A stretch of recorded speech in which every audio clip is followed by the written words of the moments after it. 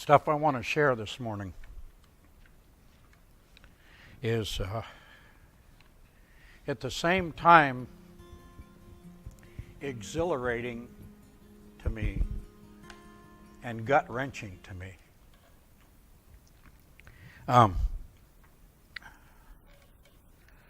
I want to share with you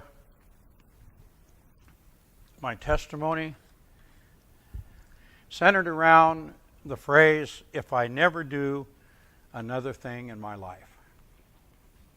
And I'll tell you what that means here in a little bit.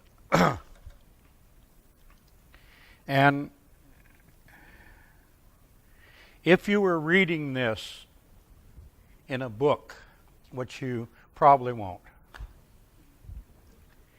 but it would simply be the story, the true story of a young man that God took at the age of 10, 11, and 12, who was very angry and somewhat of a curse to his parents and one of the communities that he lived in, and transformed him into what you see today.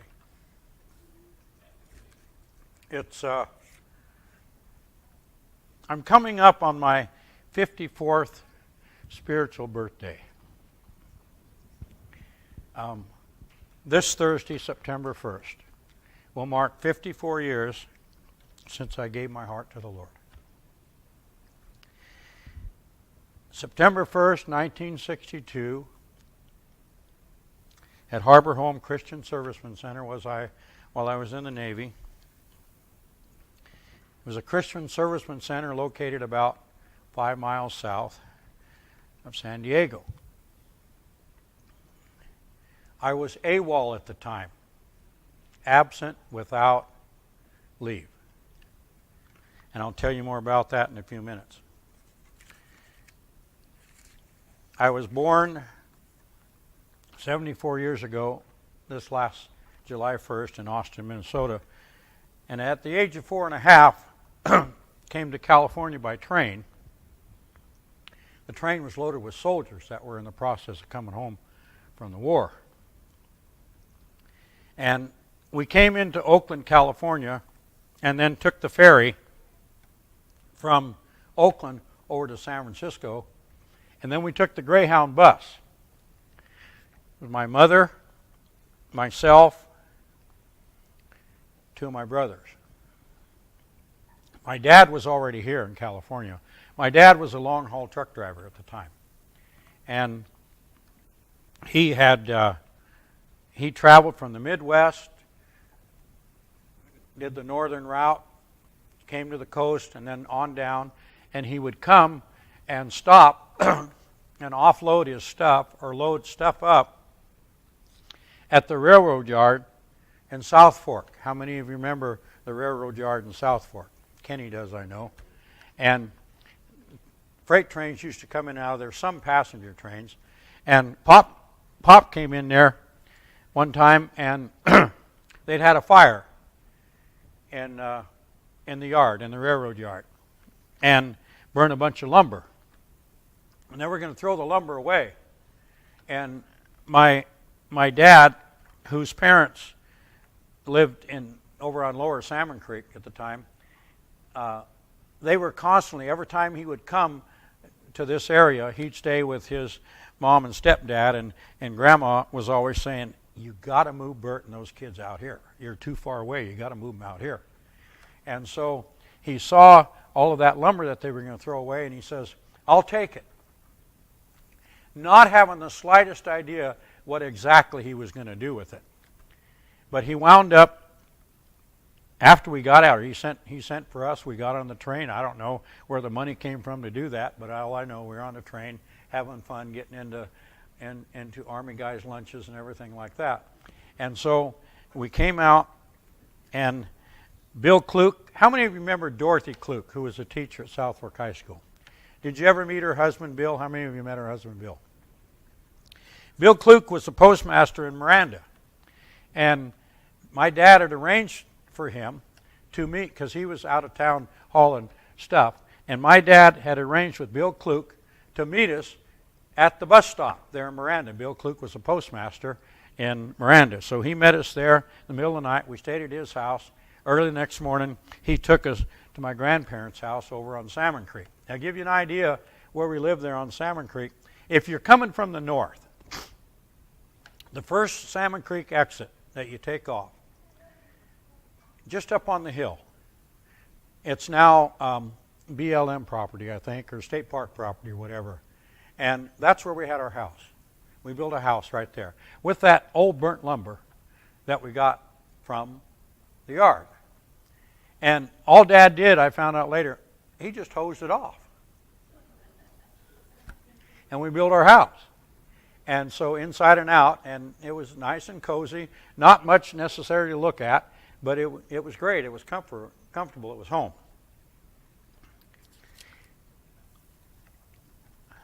I wasn't raised in a Christian home.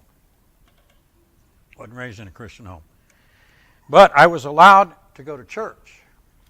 My dad had quit the job once we decided I think the last haul he ever made was moving all of that lumber up on Salmon Creek to the place where we were. And then he went to work in the sawmills, in the woods and everything like that. And there was a fella that worked with my dad, Bob Welch, and Kenny knows a lot of these people. And Bob Welch worked there along with a couple other Christian men, and they were once they got to know my dad, they said, "Gosh, you got to go to church, Ed." Well, Pop wasn't, even though he'd met my mother in the Methodist church back in the Midwest, he wasn't all that interested in going to church at the time. Neither was my mom. And so they kept saying, "Okay, you got to go to church." Dad said, "I don't want to go to church." Well, at least send your oldest son to church. And after weeks and weeks and weeks of this fellow Bob Welch is zeroing in on that, Dad says, "You know what? If you want to take him to church or Sunday school or whatever, you pick him up the first Sunday after his 5th birthday." So that's what happened. I was in church, Sunday school, the Assembly of God Church in Weot, the first Sunday after my 5th birthday. And then later wound up on Fruitland. How many of you know where Fruitland is? Okay. This is a good crowd. I shared this in a nutshell at the Eureka Rescue Mission Women's Auxiliary Luncheon a few weeks ago, and it was interesting. I say, "So how many of you know where Salmon Creek?" Nobody raised their hand. Jimmy Cyphers did, and his sister Sally, but nobody else knew where that place was, and nobody knew the people I was referring to and everything like that.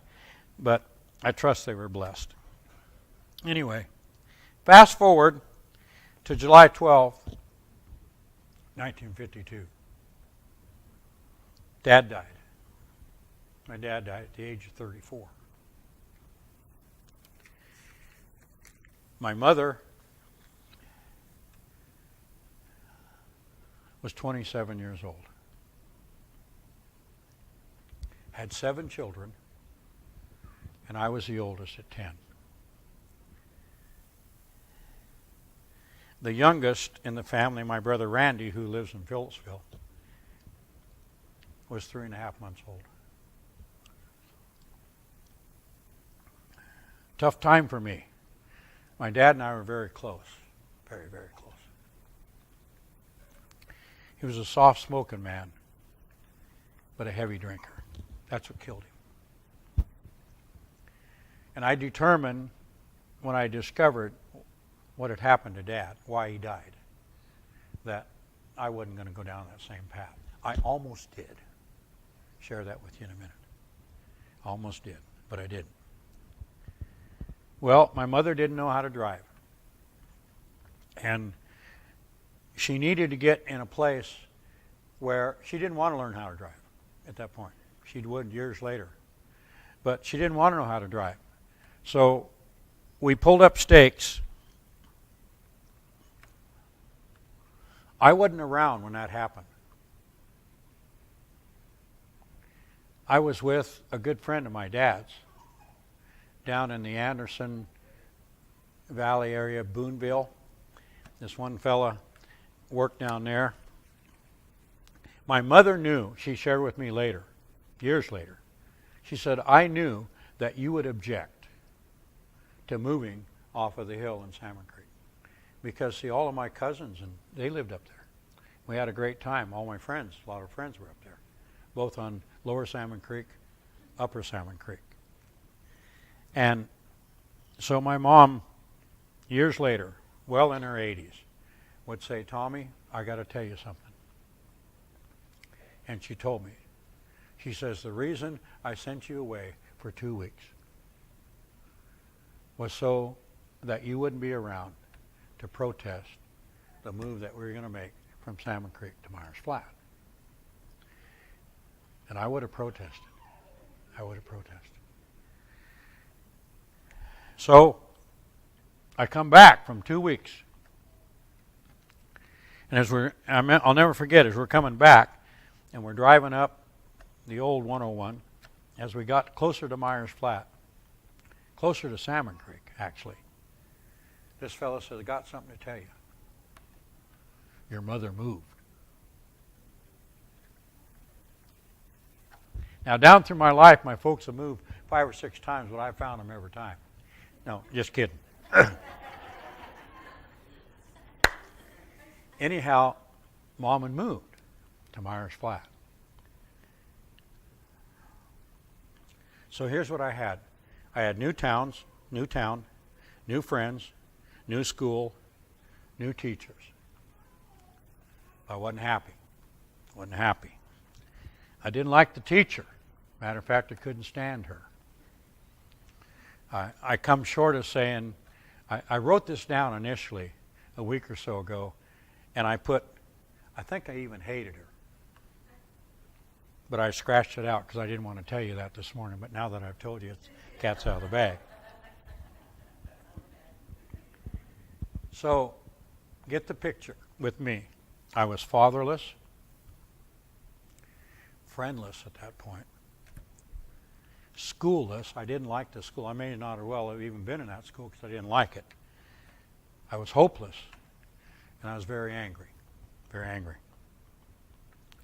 And the anger reached the boiling point the last weekend in October 1953. During that summer, they finished a new school building, just a stone's throw, like from here across the street from where I lived in Myers Flat on River Road. And over on the other side of town was the old school building with, just an old typical school building with the little paned windows all around it. You know what I'm talking about? Kenny, do you remember that school? Kenny would have remembered 20 years ago, but his memory is going. So, one of these times here this morning, I'm going to say, Kenny, do you remember? And he's going to go. Anyhow, what they did, and it was kind of a fascinating thing to us kids. They moved that big schoolhouse across town, through the fields, over hill, over dale, through a dusty trail. They moved that thing, and we watched as they, house movers moved that. And I wondered, am I going to like this building? Am I going to be in that building? Am I going to like it? Didn't know. And so what they did, they brought that in and they dug a big hole and we're going to pour a foundation. But to start with, they had all the dirt piled up, big clods of dirt all the way around the place, and this big hole. And they had these big timbers. They kind of crisscrossed them, and that's what they set that school building down on. But we didn't meet in it yet. We kind of met out in the field or whatever, under a tent or something. I don't know all the particulars of that. And my parents were gone for the weekend, somewhere with extended family members or whatever. And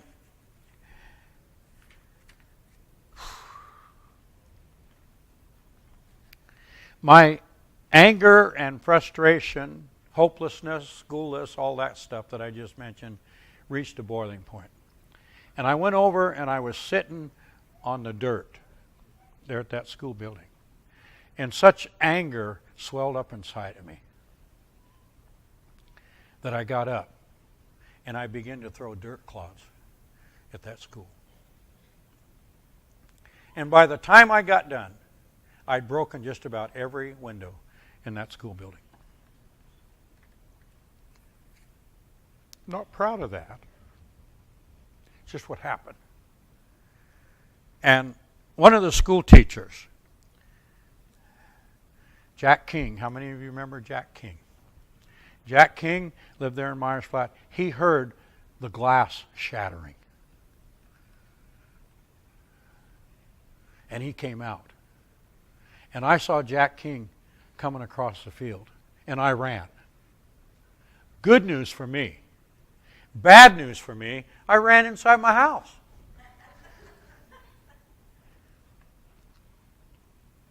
Jack King came. Said to my brothers, Tom here? Yeah. He's in the bedroom. He went in there and slammed the door. We don't know why he's in there. And we've learned that if he goes into any room and slams the door, we better leave him alone. Especially if there was other things in there that he could throw at us, hit us with.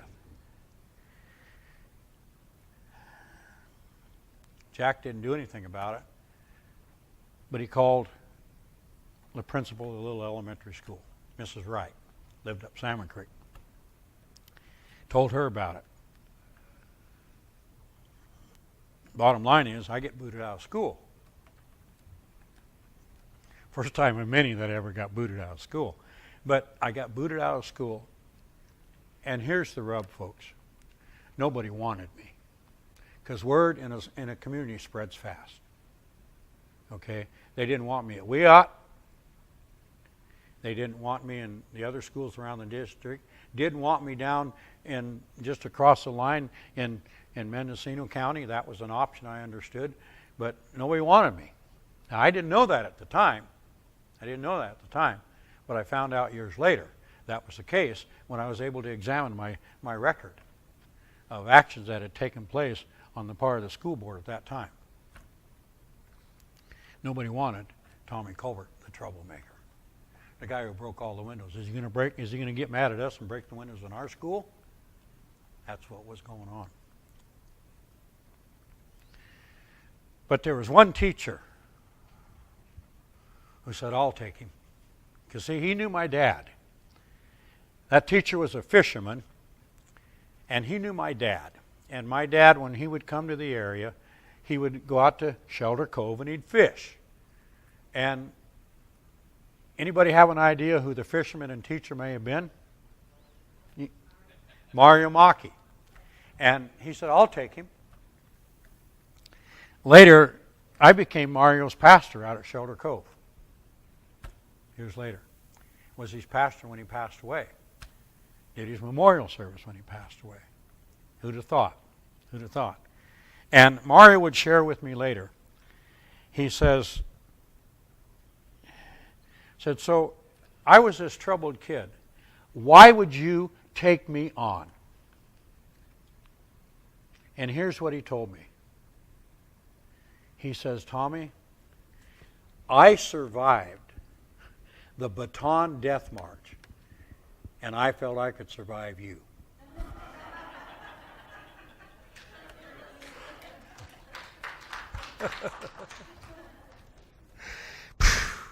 Told me that at a potluck, and I thought, wow, hallelujah. If you ever want to read Mario Maki's story, it's in a little book called The Emperor's Hostage. And fascinating book on what Mario Maki went through during those times. But anyhow, he took me on. First person in my life that ever treated me like a gentleman. In your class, you were Mr. Colbert or Miss Jones. That's the way he treated you. And he put me in place. I remember one time a couple of my friends who were visiting their aunts and uncles in Myers Flat. One weekend when my folks were gone, they had mohawks. They got mohawks. I thought, I'm going to get a mohawk. My folks were gone. I didn't check with my mom. My mom, oh, no, Tommy. And that's pretty much the same way of family.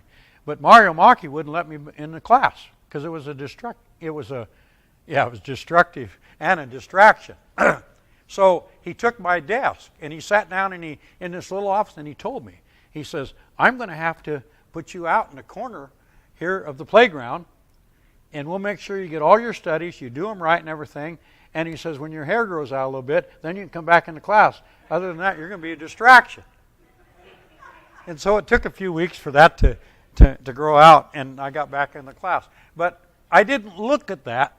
I looked at it as an adventure. An adventure. And I could see I'd play with him on the playground and everything, but in class, he just felt it was going to be a distraction.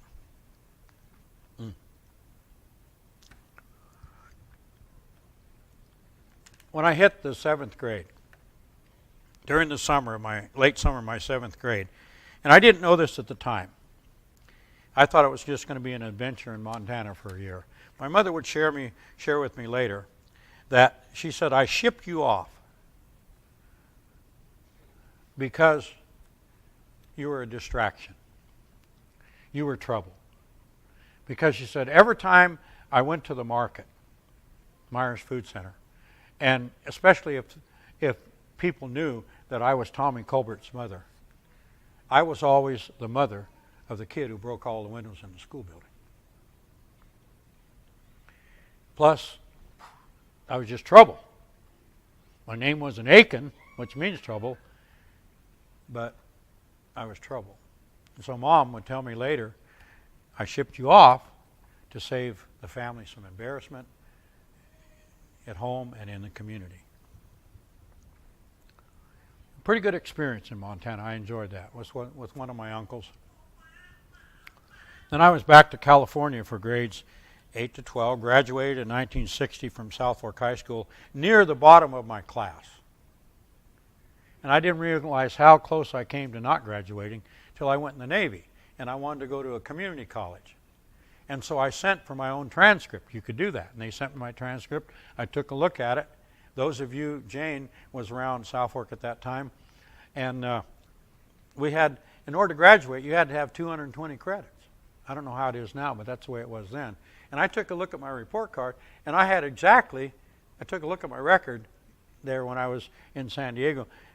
I had exactly 220 credits, and I'd gotten D in a science class in my junior year. So that's how close I came. And that's kind of a miracle. And the other miracle is, after I became a Christian, God hooked me up with a woman who's a life member in the California Scholarship Federation. Go figure. And she reminds me of that at least once a week. Honey, if you see this, I'm just kidding, but it's true.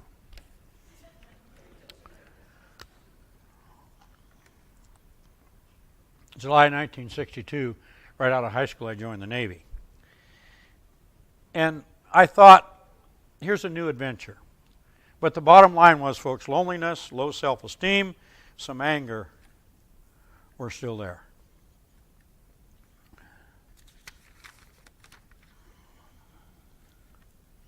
August 30th and 31st, 1962. I took a few days off.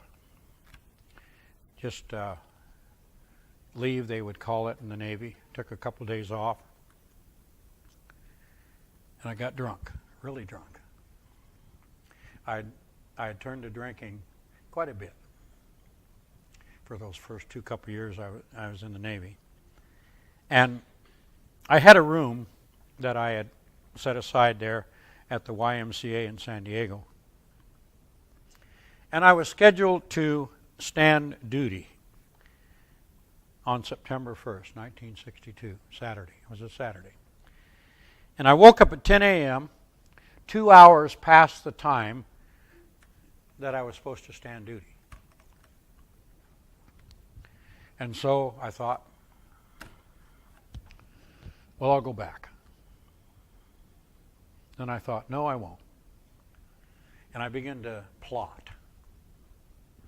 I thought, okay, I'll go out, I'll get dressed, I'll go out of the YMCA, I'll walk down to the foot of Broadway in San Diego.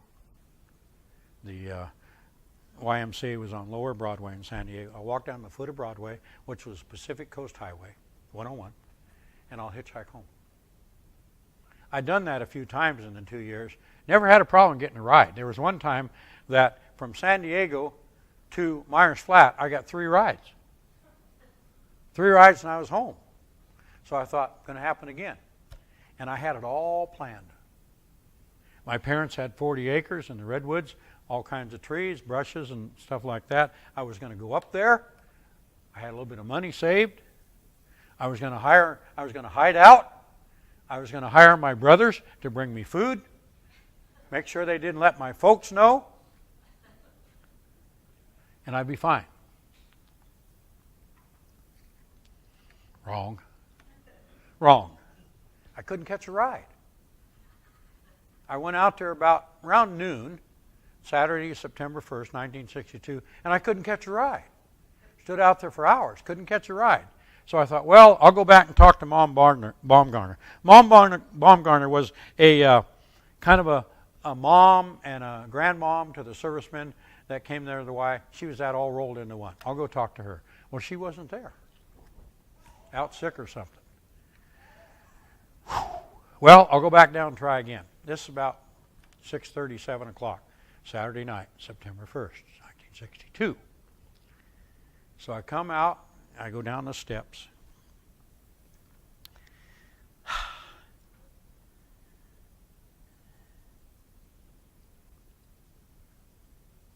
And down at the foot of Broadway, God began to really intervene. I want to read something to you. This is from a book called The Dream. It's written by a good friend of mine, the wife of the pastor, my very first pastor, the gentleman who discipled me and was the director of the Servicemen Center. And she wrote this chronicling her years in ministry. And let me tell you, the young AWOL sailor was wandering aimlessly down Broadway, approaching the Servicemen's YMCA. He'd been in there before and enjoyed himself, but for some strange reason, tonight it didn't appeal to him. Nothing seemed to hold his interest at this point. He wasn't sure what was wrong, or even what made him just pick up and walk away from his job yesterday. Sooner or later, he would either be caught or have to turn himself back in. He was overwhelmed with the sense of hopelessness he was feeling if he only knew what was making him feel so worthless. And so that sailor was me. And came out of the YMCA. I was invited out out to what they called a Saturday night get acquainted party at this Christian Servicemen Center. And I knew before I got on the bus to go out there, little blue bus. The bus was called Shasta. Shasta have water, Shasta have gas. You know, that's the way it was called Shasta. And so I got on Shasta, but I was thinking, the life I was living at the time, the last place anybody was going to look for me would be where? In church. So I was going to hide. But that night, a gentleman by the name of Charlie spoke. Talk a little bit about him in a minute.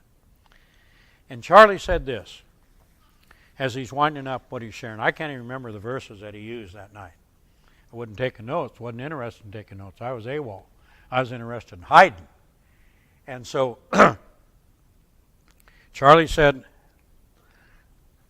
you're going to make a decision tonight whether you like it or not. Charlie stood about 5'6", 5'7", about the same height as my stepdad. That's the way my stepdad talked to me a lot, in that tone of voice.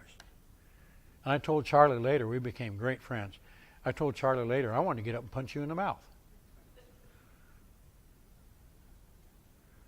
And he says, here's the deal.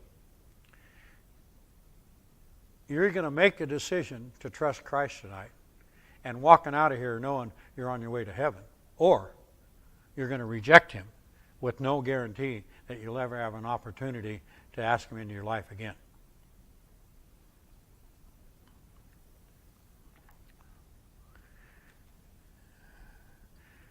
So I bowed my head. In a room about the size of our fellowship hall, that was the size of the church, I bowed my head, and here's what I did. I said, Lord, if I never do another thing in my life,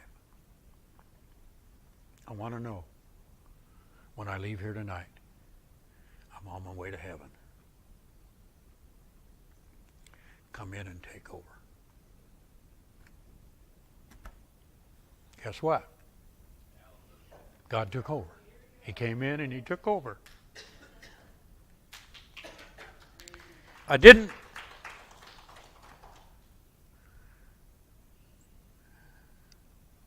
know what happened, really, other than what I had prayed. But I was confident in my spirit. I didn't know a whole lot of scripture verses at the time. And so I went back to the base and I turned myself in. Now let me tell you something. Maybe I've told you some of this before. If I would have told the director of the servicing center, if I'd have told him that night that I was AWOL from the Navy, by law, he would have had to have called the base. The shore patrol would have come and picked me up, and I would have been facing brig time, jail time, whatever you want to call it. But I didn't tell anybody that. I went back and turned myself in. First testimony I ever gave was 2 hours after I came to know the Lord. Told the fella, that was my commanding officer. He happened to be the one on duty. He was the officer in charge of the place where I worked. And I told him what had happened. He asked me, so where you been? What happened to you? As we get older in the Lord, sometimes we're hesitant to speak a good word for the Lord, right? I was brand new. I was two hours old in the Lord. He asked me what happened to me. I told him. Went out to this place, told him what I'd done. He goes, well, that's nice. Glad you're back. See? But all that week, I didn't know what happened to me, really. Other than I felt I had that assurance that I'd go to heaven. So the next Saturday night, I went out. Sat through the meeting, enjoyed everything. By that time, I'd gone to 2 or 3 meetings they had there at the church, including the Labor Day big beach party that they had. Knew some of the people, so I went out there. And when the guys came forward and they took them into the prayer room, I snuck out the back, Sherry. I snuck out. And not sneaking out, I just walked out the back. My sneaking days were over. And so I went out the back, I came around, down the hall to the prayer room. And I did that slowly, and I got there about the time that one of the fellows was leading someone to the Lord, had just led him to the Lord. And he says, he's knelt down there, and he said, now let me show you what happened to you. And so I went in. And he points, he says, look at this verse. 2 Corinthians 5:17. If any man be in Christ, he is a new creature. Old things are passed away. Behold, all things become new. I walked outside. I've shared this with some of you. I walked outside, beautiful fall night in San Diego. I threw my hands in the air. First time I ever raised my hands before the Lord. And I shouted at the top of my lungs. I'm not going to do that here this morning, but I shouted at the top of my lungs, Yahoo, I'm brand new. Well, I'm going to do it. I said, Yahoo, I'm brand new. I don't know who heard me, but I know God did. See? And I just took off in the Lord. I was brand new. Now, let me tell you a little bit about Charlie. We called him Praying Charlie. Charlie Bilderback. And we became good friends. And there were 3 of us who were good friends here at that serviceman center. Myself, Darrell, a fellow by the name of Darrell Comalander, and Charlie.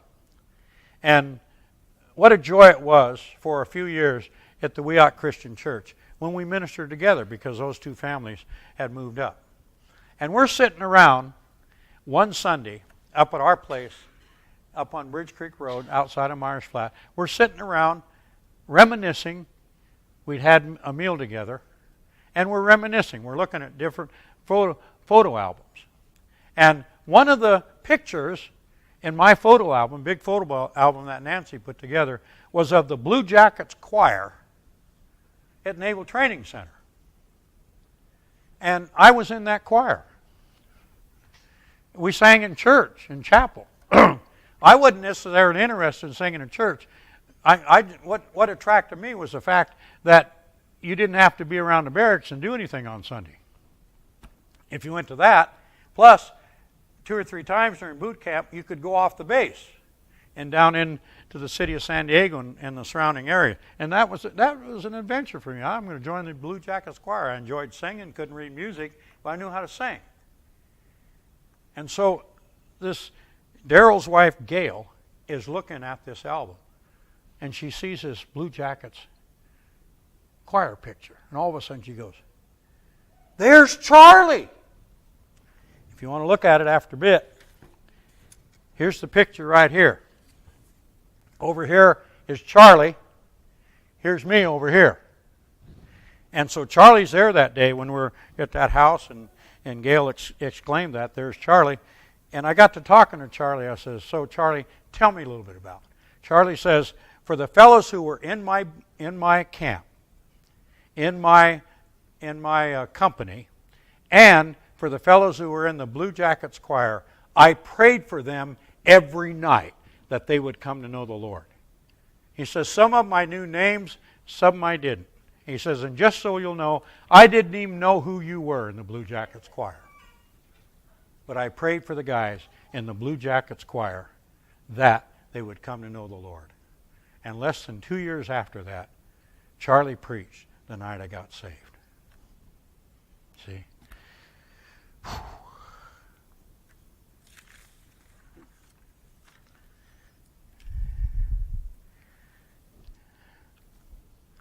One of the advices that was given to me by John, my pastor and mentor, came in January 1963, when he realized that I had re-enlisted for 6 years, not too long before I became a Christian. So I had close to 6 years in the Navy to do. And then John says, "What are you going to do?" I said, "I'm going to make a career of the Navy." He says, "I think you need to rethink that." Because he says, "I think that God may be calling you to be a pastor and to preach." Okay, September, October, November, December, January. 4 months. I've been a Christian 4 months, and already this guy's telling me that maybe God's calling me to preach. I preached my first message from the pulpit on January 10th, 1963.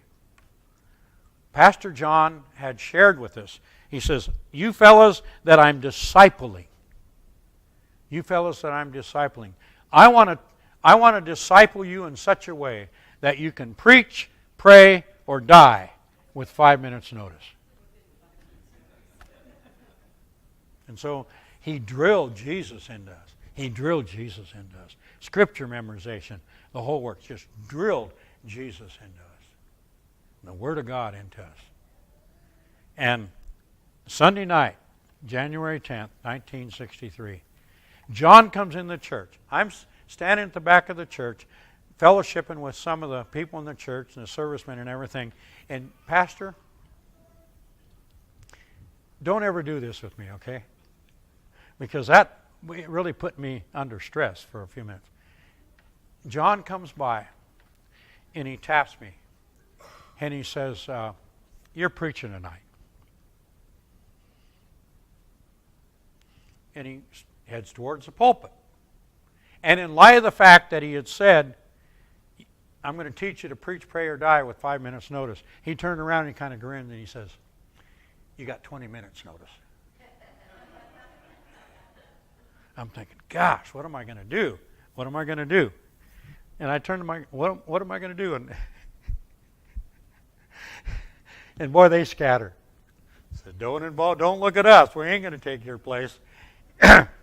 And so I'd been studying in my devotions the Gospel of John. And I'd reached the point where Jesus said, I am the bread of life. So I thought, that's what I'll do. I'll just share the bread of life. And so I got up. Shortest message I've ever preached in my life. About 12 minutes. 12 minutes. Jesus is the bread of life. And let me tell you how He's the bread of life to me. And I remember sharing this at the ladies' luncheon. And one of the ladies says, so did you give an invitation? I said, I didn't even know what that was, hardly. I said, no, I said, I don't even know that I prayed. I just said, well, that's it. Walked away from the pulpit and sat down.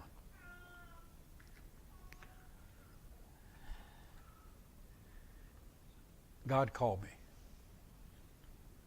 God called me. And I went from there, San Diego, to Norfolk, Virginia, continued to be involved in servicemen's ministry, went to Washington, D.C., continued to be involved working for the government while in the Navy there, in churches. Came back in 1970 to 1974 as youth pastor of the church where I'd gotten saved. Worked at the Servicemen Center, helped out there, had another job, 2 or 3 jobs that I took to pay the bills because I didn't get any pay for the youth stuff. And then God moved us up to Humboldt County. January 1974, some of you remember this, there was a big log jam, 40 feet high, logs, water, debris and everything, came down the creek. Our house was on the edge of that creek. Came down the creek. My brother Jimmy, age 14, and my sister Kathy were killed. I was in San Diego at the time. My parents were devastated. There were only 2 kids left at home. And they said, Tom, we need you. So I moved up, bought the property that I'd grown up on, bought it from my parents. They moved out of there to Miranda, then Eureka. And that's where we raised our 2 boys, Doug and David. 1989, through the ministry of this church that had started First Church of Shelter Cove in 1983. In 1989, God called me to pastor the Shelter Cove Church. And I was out there until 2012. Dan and Connie, raise your hand, kids. They were part of our fellowship for a lot of years out at Shelter Cove. I didn't know whether you knew I was going to share this morning, but I'm glad you're here. I'm really glad you're here.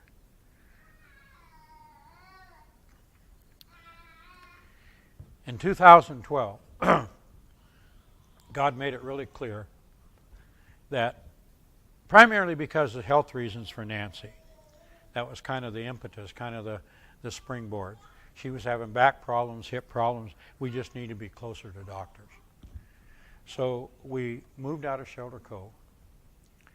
We sold our house, rented for a while at a place out there. I sold a business. I had nice cars.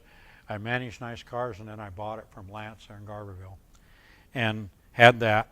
But I got out of that, sold our house, and rented for a while, and then we moved to Fortuna.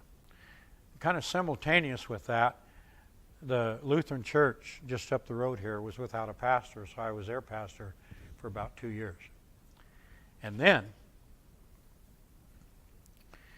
they gave me word that they wanted to go in a different direction. Gave me 2 weeks' notice, and so I thought, okay, I had an idea they were going to do that. I thought, I'm good. And folks, here's what crossed my mind. During that 2 weeks, I thought, this is going to be kind of nice. I had basically, and I've shared this with some of you before, at that point, over the next 2 weeks, I put myself out to pasture, Pasture. I thought, I've had a great life in the Lord. My 2 boys know the Lord. They're preachers. Your kids, grandkids, they're going to church and everything. I'm a happy person. Not angry anymore. I'm not interested in going around breaking windows. I'm happy. Got the joy of the Lord. But I'm just going to kick back, and I'll get a hold of Larry McCain, who is Director of Missions on our North Coast Baptist Association. So I'll get a hold of Larry and let him know that I'm back in the loop for anybody who wants me to come and preach. Well, Doug had been the pastor at this church, my son Doug, for 3 years. And then Pastor Dave Seifert had just recently been called to this church as pastor, been here just a couple months.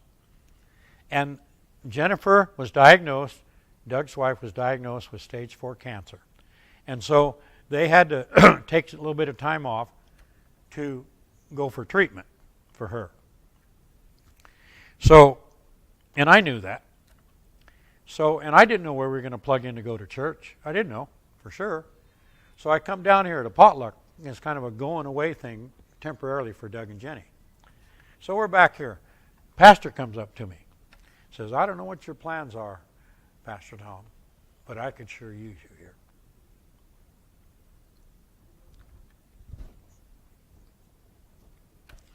I wanted to say, buddy, sorry. I'm retiring. But I learned a long time ago from one of the mentors in my Christian life who made this statement for a group of people, a group of young preachers. He said, for those of you who think about retiring from ministry, says you need to understand, especially in the life of a preacher, that your ministry is not done until the tombstone says, here lies.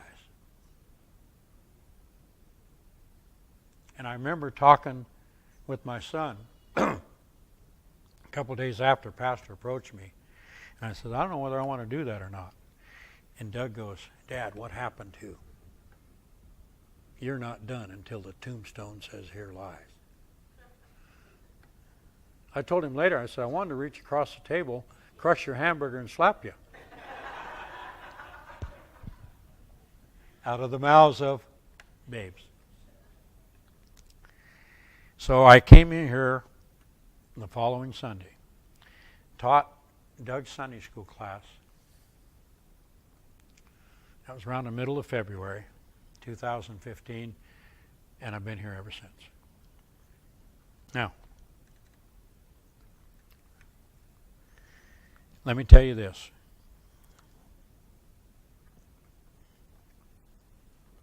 I don't know what your situation is here this morning,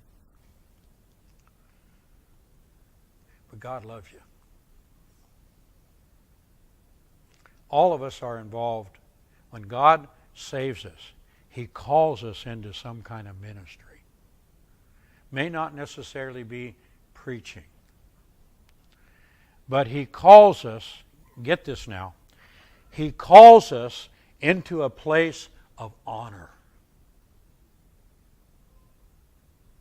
Do you realize how much of an honor it is to serve the living God? It's an honor. God is not afraid to call us His friends.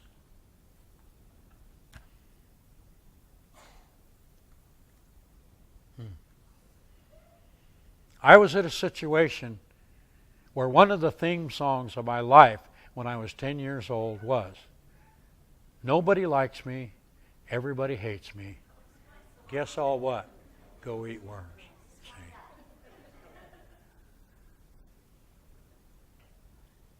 And God took an angry young boy, put His hand on him, and He took a young boy from knocking out windows, called him, and said, I got a place prepared for you.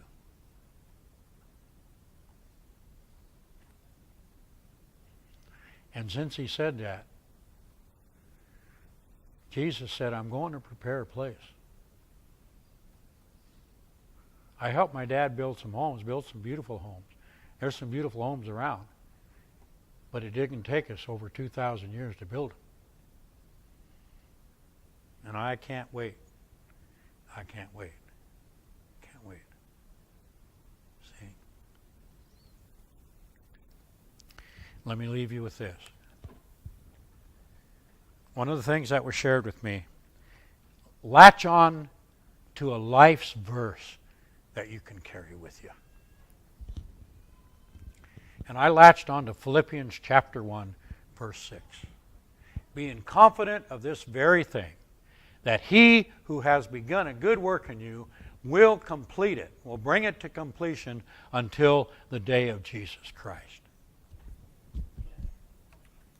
See. 2 Corinthians 5:17, which I quoted earlier.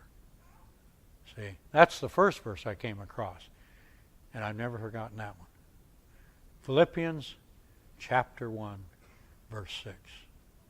And the last one is in the book of 1 Corinthians, chapter 2. Listen to this.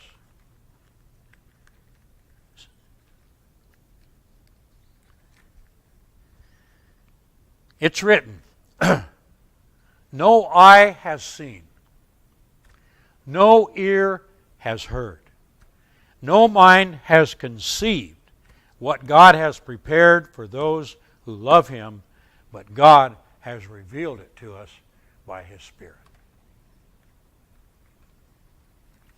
September 1st, 1962, when Jesus came in to my life, He gave me His Spirit. There's a lot more to this testimony that I could share, but that's it in a nutshell. That's it in a nutshell. And I consider it an honor to be able to share it with you today. I don't know whether it's been any help to you at all, but I trust that it's helped you to get to know the God that I serve a little bit better and what He can do in a life that He picks out. I didn't choose him. Janelle, I didn't choose him. The Scripture says, you've not chosen me, but I've chosen you. I've chosen you. See?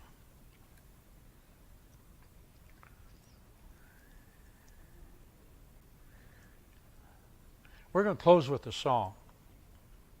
It'll lead you.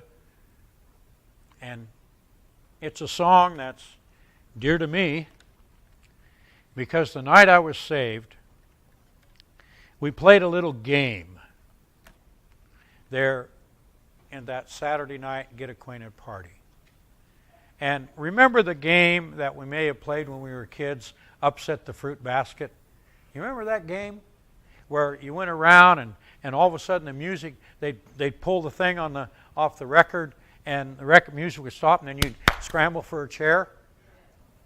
Well, here we are, grown people, 17, 18, 19, 20 years old or more, playing this silly game, Upset the Fruit Basket. And the music that Rosemary, writer of the book, is playing, they're all God songs. Songs that I had heard when I was a kid that seemed to come back. And one of the songs that they sang was Rescue the Perishing. And one of the verses, and we'll sing it here in just a moment, has the line, chords that are broken will vibrate once more. The chords in my life were broken. They'd been broken for a long time. 10 years or more. Maybe even longer than that. Where I thought I was worth absolutely nothing. And as Rosemary played that night, I looked back on that night, and again, every Labor Day weekend since I've become a Christian, When Nancy and I, before we had kids, Nancy and I would sit down and I'd rehearse to her how thankful I was that God saved me on Labor Day weekend. Jesus Christ labored on the cross for me. That's what Labor Day means to me, see? And every year, I've shared it with my family and friends. Anybody who's been around us on September 1st, 1962, has heard a little bit of Papa Tom's testimony.